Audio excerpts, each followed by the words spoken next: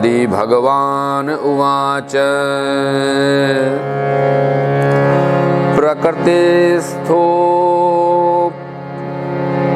पुरुषो नाज्यते प्राकृते गुणे अविकाराद कर्तृत्वानि गुणत्वा जलार्कवन्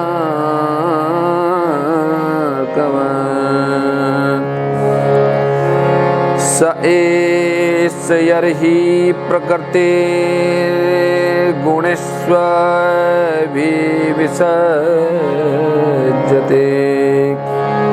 अहं क्रिया विमूढात्मा कर्तास्मीत्यभिमन्यते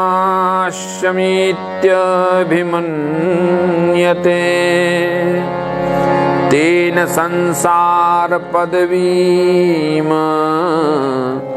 वसोभेत्य निर्वतः प्रासंगिके कर्म दोषे सदसन्मिश्रयोनिषु अर्थे हावेद्यमानेऽपि संसृतिर्न निर्वर्तते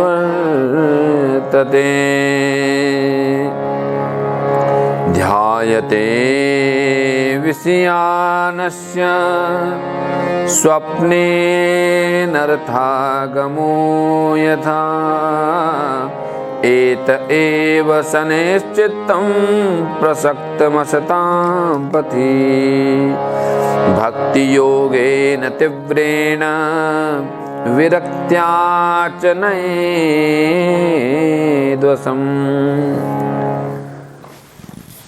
तृतीय स्कंद के 27वें अध्याय में इन 5 श्लोकों का जो हमने अभी श्रवण लाभ लिया, भगवान कहते हैं कि माँ, जिस तरह जल में प्रतिबिंबित सूर्य के साथ जल की शीतलता, चंचलता आदि गुणों का संबंध नहीं होता, उसी प्रकार प्रकृति के कार्य शरीर में स्थित रहने पर भी आत्मा उनसे लिप्त नहीं होती, निर्विकारी रहती है। आप समझ गए होंगे, बहुत सरल दृष्टांत उदाहरण एग्जाम्पल दिया है भगवान ने कि जैसे सूर्य प्रतिबिंबित होता है जल में, लेकिन जल तो गीला भी हो सकता है, जल तो गर्म भी हो सकता है, गंदला भी हो सकता है, स्वच्छ भी, लेकिन सूर्य के ऊपर उसका प्रभाव नहीं पड़ता है। ऐसे ही इन सारे तत्वों के साथ में आत्मा रहते हुए भी निर्विकार ही रहती है। किंतु जब प्रकृति गुणों से अपना संबंध स्थापित कर लेता है तो अहंकार से मोहित होकर मैं करता हूँ ऐसा मानने लगता है। उस अभिमान के कारण देह के संसर्ग से किए हुए पुण्य पाप रूप कर्मों के दोष से अपनी स्वाधीनता और शांति भी खो बैठता है और उत्तम मध्यम नीच योनियों में उत्पन्न होकर संसार चक्र में घूमता है। जिस प्रकार स्वप्न में भय शोक आदि का कोई कारण नहीं होता है फिर भी आदमी को दुख उठाना पड़ता है, उसी प्रकार भय शोक अहम मम एवं जन्म मरण आदि संसार की कोई सत्ता न होने पर भी अविद्यावश विषयों का चिंतन करने के कारण जीव का संसार चक्र कभी निवृत्त नहीं होता। स्वप्न, इसलिए ज्ञानियों ने कहा है कि ज्यों सपने संसार, संसार क्या है? सपने के समान है और कुछ नहीं है। जगत तरैया भोर की सहजो ठहरत नाहीं। सहजोबाई कहती है कि ये संसार है, ये भोर का तारा है, ये स्वप्न है। तो स्वप्न कह दिया, और स्वप्न में सुख हो या दुख हो दोनों का ही महत्व नहीं है। बताया कि बुद्धिमान मनुष्य को उचित है कि असन मार्ग विषय चिंतन में फंसे हुए चित्त को तीव्र भक्ति योग और वैराग्य के द्वारा धीरे धीरे अपने बस में ले आए। तीव्र भक्ति योग के द्वारा यमादिभिर योग पतेरभ्यसन श्रद्धान्वित मयि भावेन सत्येन मत कथा श्रवणेन च। देखिए क्या क्या करना है उसको। यम आदि का मतलब क्या है? यम नियम आसन प्राणायाम प्रत्याहार धारणा ध्यान समाधि, यम आदि में ये है। और योग साधन, श्रद्धा पूर्वक अभ्यास, और चित्त को बार बार एकाग्र करके मुझ में सच्चा भाव रखने, मेरी कथा सुनने, समस्त प्राणियों में समभाव रखने से, किसी से बैर न रखने से भी, किसी से भी बैर भी नहीं रखना चाहिए। बैर किसी से भी रखा तो फंस गए बैर नहीं रखना किसी से।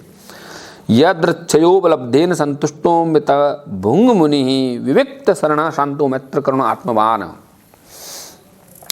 किसी से भी आसक्ति भी नहीं रखना, ब्रह्मचर्य, मौन, व्रत और बलिष्ठ अर्थात भगवान को समर्पित किए हुए स्वधर्म से जिसे जैसी स्थिति प्राप्त हो जाए, प्रारब्ध के अनुसार जो कुछ मिल जाए उसी में संतुष्ट रहना, परिमित भोजन करना और जो कुछ मिल जाए उसमें संतुष्ट भी रहना, एकांत में रहना, शांत रहना, सबका मित्र दयालु जो हो जाए। ऐसा बताया, जो सबका मित्र हो जाए, दयालु हो जाए। सानुबंधे च देहे अस्मिन् कुर्वन् सदाग्रहं ज्ञानेन दृष्टतत्त्वेन प्रकृति पुरुषस्य च निर्वर्त बुद्धयवस्थानो दूरीभूतान्य दर्शन उपलभ्यात्मनात्मानं चक्षुषीर्वार्कमात्मदृक्। क्या बोले कि सबका मित्र दयालु, धैर्यवान और आत्मदर्शी मुनि नेत्रों से सूर्य को देखने की भांति अपने शुद्ध अंतःकरण द्वारा परमात्मा का साक्षात्कार जो कर लेगा, द्वितीय ब्रह्म पद को प्राप्त हो जाएगा, है ना।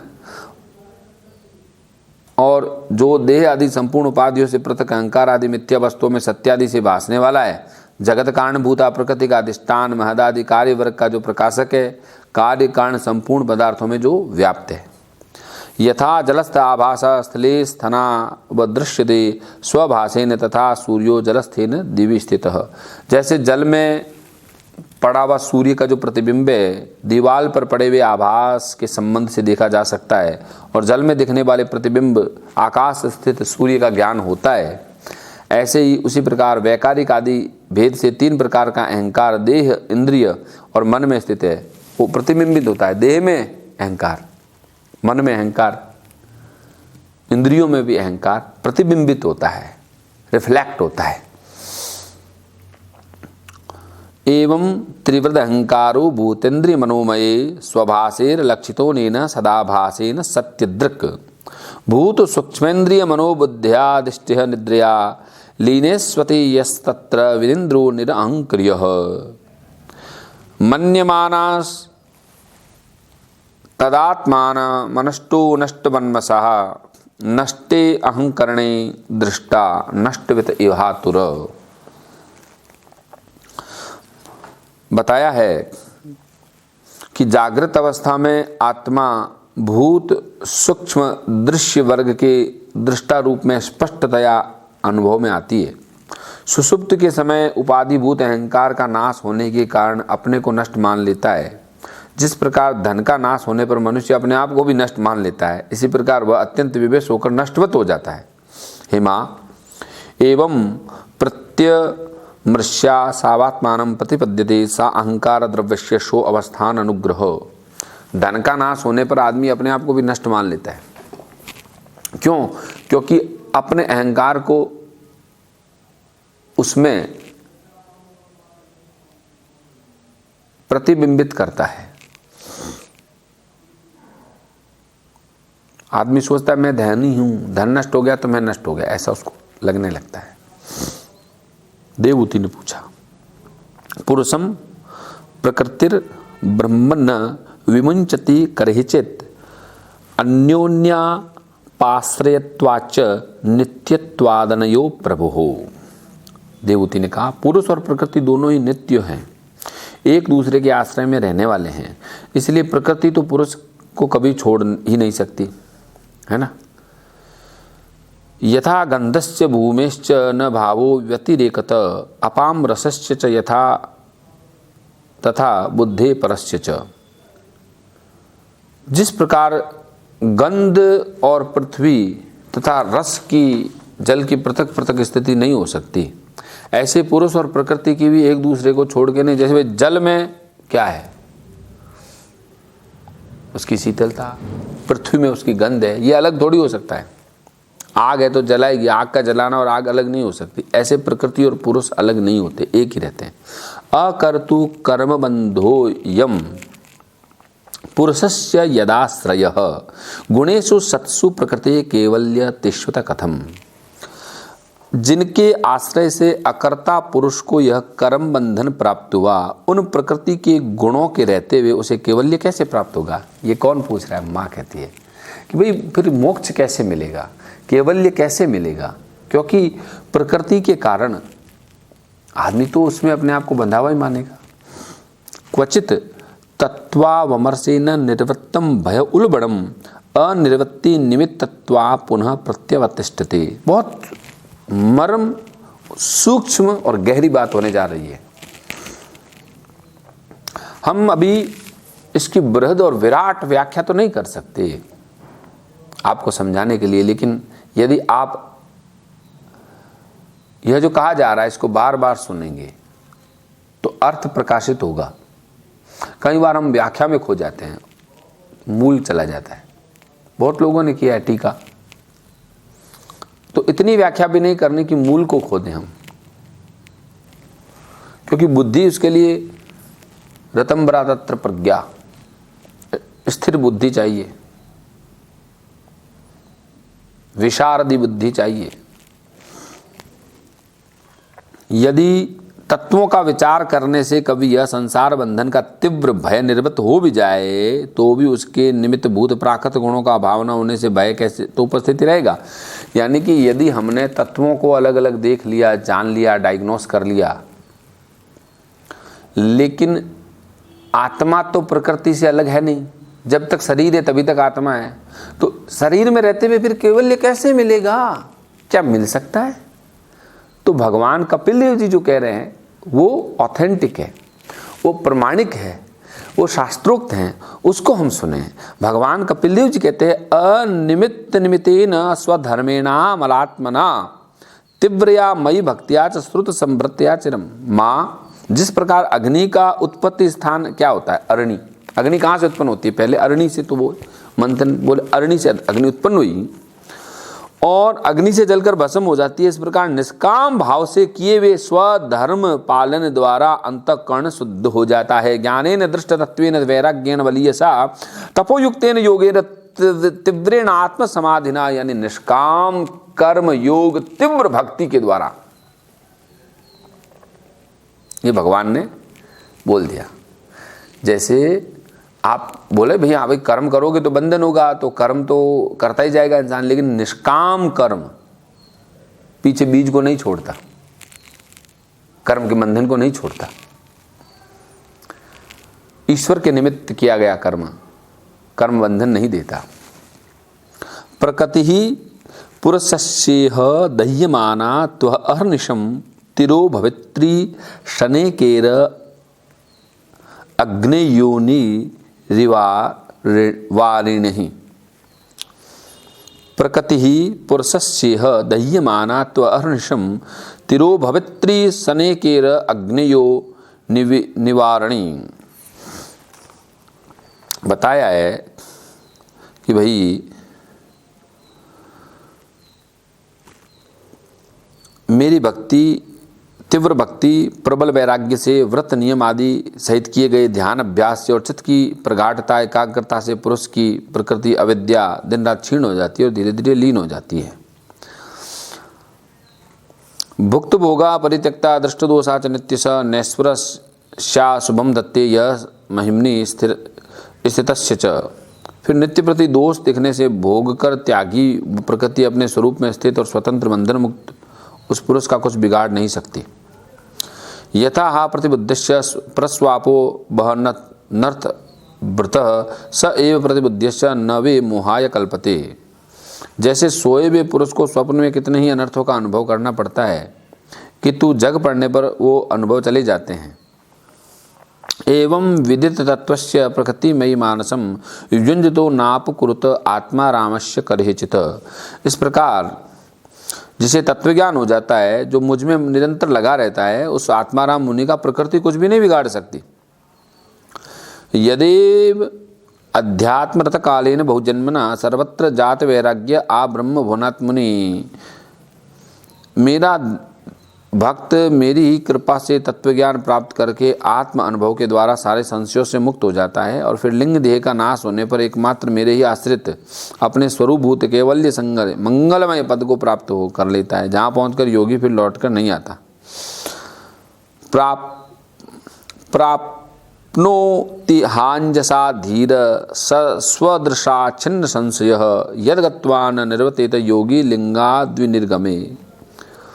यानी अपने स्वरूपभूत केवल्य संगय मंगलमय पद को प्राप्त कर लेता है। कब करता है? धैर्यवान, पैशंस, कंटिन्यूटी, डिटर्मिनेशन, प्योरिटी, ये चीज के साथ में अगर प्रैक्टिस की जाए तो प्रकृति कुछ नहीं बिगाड़ी। और लिंग देह यानी आप ये भी भूल जाओगे कि मैं पुरुष हूं या प्रकृति हूं। कर्ता भाव समाप्त हो जाएगा, मैं पूर्णतया समाप्त हो जाएगा। इसको लिंग शरीर की भगवान श्री कृष्ण ने गोपियों के लिंग शरीर को नष्ट करने के लिए चीर हरण की लीला की। जब हम ध्यान करते हैं, पूजा करते हैं, बैठते हैं ध्यान में और भाव आ जाता है, आहा अच्छा ध्यान हुआ, वहीं से ध्यान हाथ से निकल जाता है, भजन छूट जाता है। तो यह जो अनुभूति है इससे भी परे आदमी जाता है और तब जाकर के लिंग भाव से मुक्त होता है, कर्ता भाव से मुक्त होता है। अंत में श्लोक में बताया है, इसमें 30 श्लोक है। यदा न योगोपचिता सुचेतो माया सुसिद्धस्य विसंजतिंग अनन्यहेतुस्मथ मे गति स्यात् आत्यन्तिकीयत्र न मृत्युहास।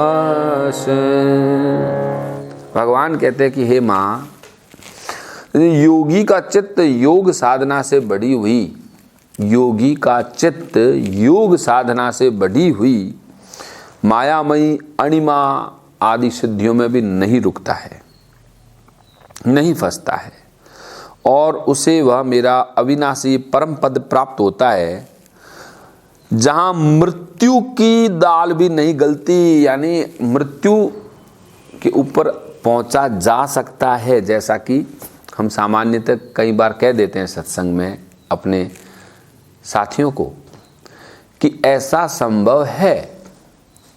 ये कब होता है? जहां मृत्यु की दाल नहीं गलती। ऐसा कैसे हो सकता है? ऐसा होता है जब योगी का चित्त योग साधना में बढ़ी हुई मायामयी, यानी जो सिद्धियां हैं, उपलब्धियां हैं, जो भोग हैं, ऐश्वर्य है, दिखावा है, वो भी बोले माया का हिस्सा है, वो नहीं चाहता योगी। और जिनकी प्राप्ति का योग के सिवाय कोई साधन भी नहीं है, उनमें भी नहीं फंसता है। यानी योग से मिलने वाली सिद्धियों को भी वह त्याग देता है। उसके प्रति वैराग्य आती है, सिद्धियां नाम हो जाएगा, 2 रुपया मिल जाएगा, उसको छोड़ देता है। और जब ऐसी स्थिति हो जाती है तो वहां पे मृत्यु की दाल भी नहीं गलती। मृत्यु से परे इंसान हो सकता है।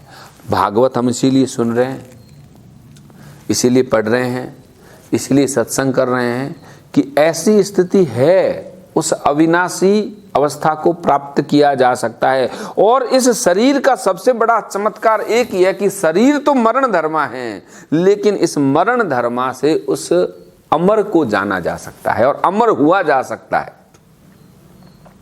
स्पष्ट कह दिया। आपके लिए अंतिम बार दोहरा रहा हूं कि यदि योगी का चित्त योग साधना से प्राप्त होने वाली अणिमा, गणिमा, महिमा, लाघिमा, प्राकम्य, ईशिता, वसिता, इनमें भी नहीं फंसता, भोगों में भी नहीं फंसता, और उसके बाद उसको वह अविनाशी पद प्राप्त होता है जहां मृत्यु की दाल भी नहीं गलती। आगे कथा में देखना आप, ध्रुव जी मृत्यु हजारों वर्षों तक जिए और मृत्यु की छाती पे पांव रख के उस पद में आज भी हम ध्रुव तारे का दर्शन करते हैं। तो मनुष्य योनि इसलिए मिली है। हम सोचते हैं कई बार कि ये चीज फ्री में मिल गई, ये पंडित जी फ्री में मिल जाए, कोई फ्री में ज्ञान दे दे, कोई फ्री में भोजन। फ्री में कुछ नहीं है। वो जो फ्री में मिलता है उससे हम अपने आत्म तत्वों को भूल जाते हैं।